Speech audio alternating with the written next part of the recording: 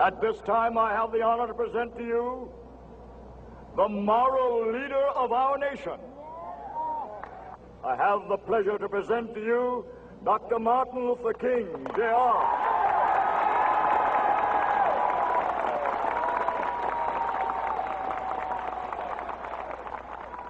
I am happy to join with you today in what will go down in history as the greatest demonstration for freedom in the history of our nation.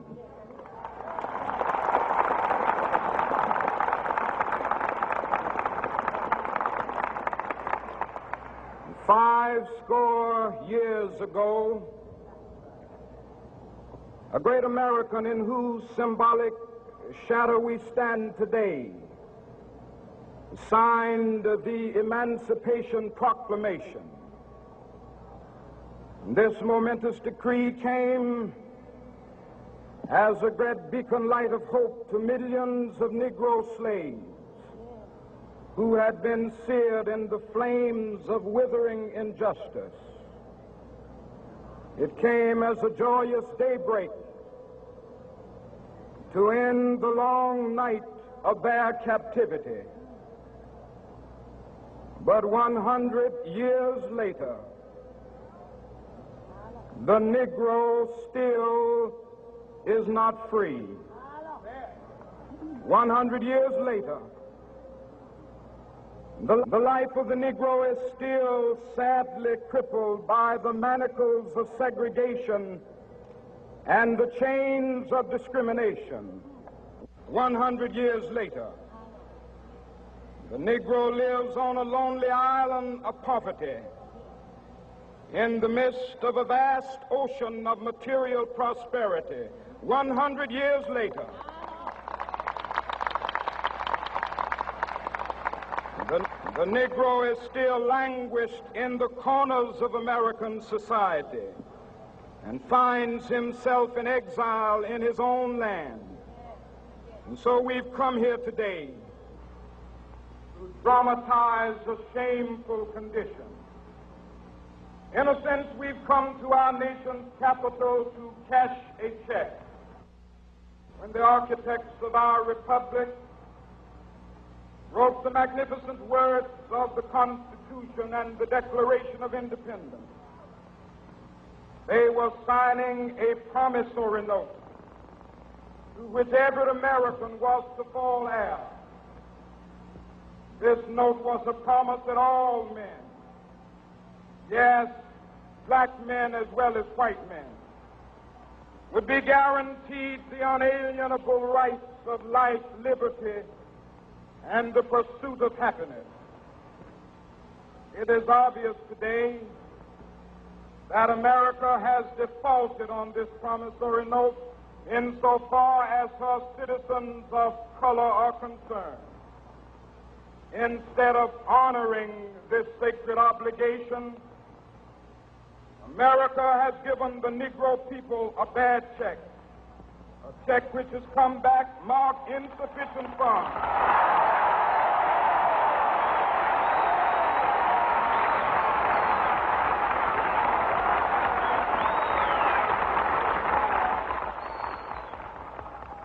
But we refuse to believe that the Bank of Justice is bankrupt.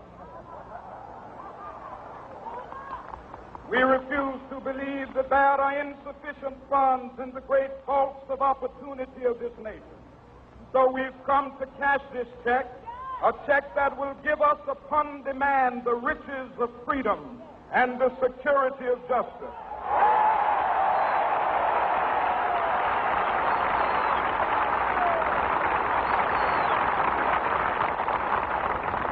We have also come to this hallowed spot to remind America of the fierce urgency of now. This is no time to engage in the luxury of cooling off or to take the tranquilizing drug of gradualism.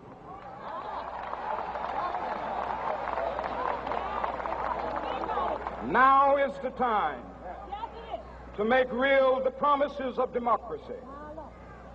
Now is the time to rise from the dark and desolate valley of segregation to the sunlit path of racial justice. Now is the time to lift our nation from the quicksands of racial injustice to the solid rock of brotherhood. Now is the time to make justice a reality for all of God's children. It would be fatal for the nation to overlook the urgency of the moment. This sweltering summit of the Negro's legitimate discontent will not pass until that is an invigorating autumn of freedom and equality. 1963 is not an end, but a beginning. Those who hope that the Negro needed to blow off steam and will now be content will have a rude awakening if the nation returns to business as usual.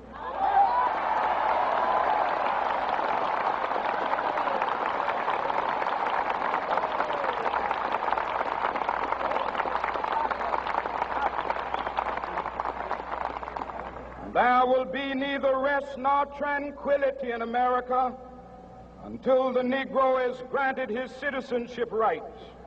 The whirlwinds of revolt will continue to shake the foundations of our nation until the bright day of justice emerges. But that is something that I must say to my people who stand on the warm threshold which leads into the palace of justice. In the process of gaining our rightful place, we must not be guilty of wrongful deeds. Let us not seek to satisfy our thirst for freedom by drinking from the cup of bitterness and hatred.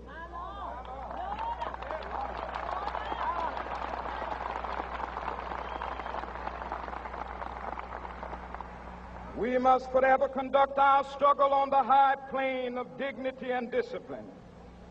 We must not allow our creative protests to degenerate into physical violence. Again and again, we must rise to the majestic heights of meeting physical force with soul force. The marvelous new militancy which has engulfed the Negro community must not lead us to a distrust of all white people. For many of our white brothers, as evidenced by their presence here today, have come to realize that their destiny is tied up with our destiny.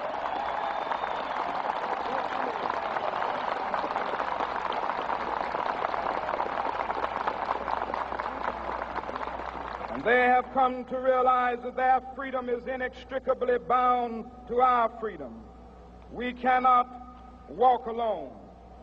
And as we walk, we must make the pledge that we shall always march ahead.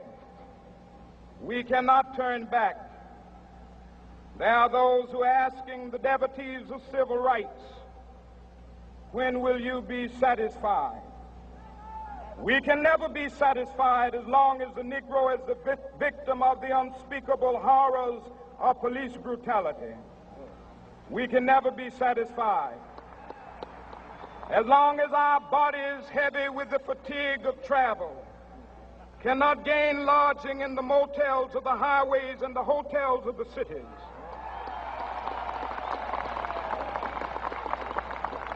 We cannot be satisfied as long as the Negro's basic mobility is from a smaller ghetto to a larger one.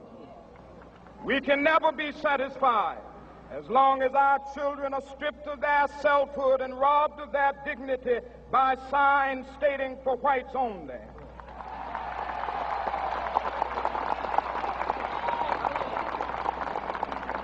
We cannot be satisfied as long as a Negro in Mississippi cannot vote and a Negro in New York believes he has nothing for which to vote.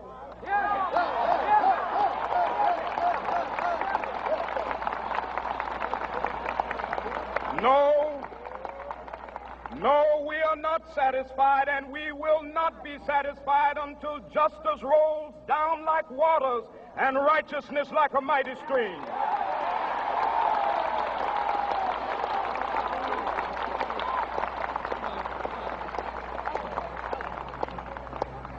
am not unmindful that some of you have come here out of great trials and tribulations. Some of you have come fresh from narrow jail cells. Some of you have come from areas where your quest for freedom left you battered by the storms of persecution and staggered by the winds of police brutality. You have been the veterans of creative suffering. Continue to work with the faith that unearned suffering is redemptive. Go back to Mississippi. Go back to Alabama. Go back to South Carolina. Go back to Georgia.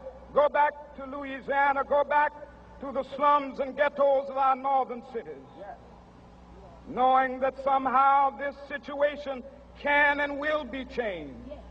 Let us not wallow in the valley of despair. I say to you today, my friend,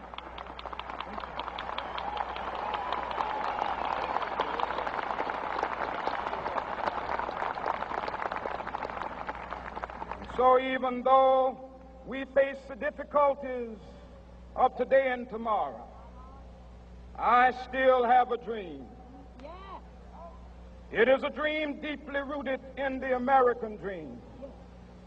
I have a dream that one day this nation will rise up and live out the true meaning of its creed.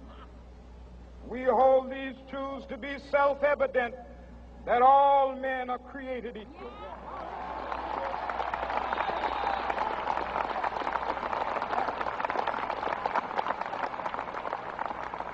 I have a dream that one day on the red hills of Georgia, the sons of former slaves and the sons of former slave owners will be able to sit down together at the table of brotherhood. I have a dream that one day, even the state of Mississippi, a state sweltering with the heat of injustice, sweltering with the heat of oppression, will be transformed into an oasis of freedom and justice. I have a dream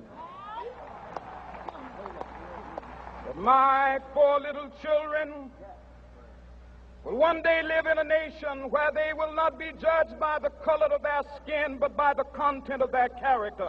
I have a dream today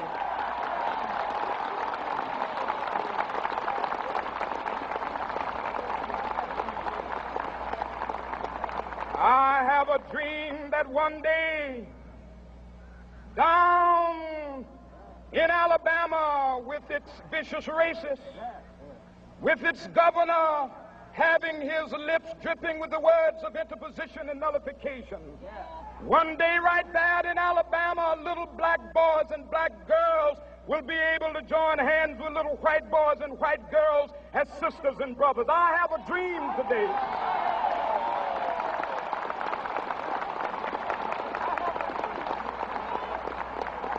I have a dream that one day every valley shall be exalted, and every hill and mountain shall be made low. The rough places will be made plain, and the crooked places will be made straight, and the glory of the Lord shall be revealed, and all flesh shall see it together.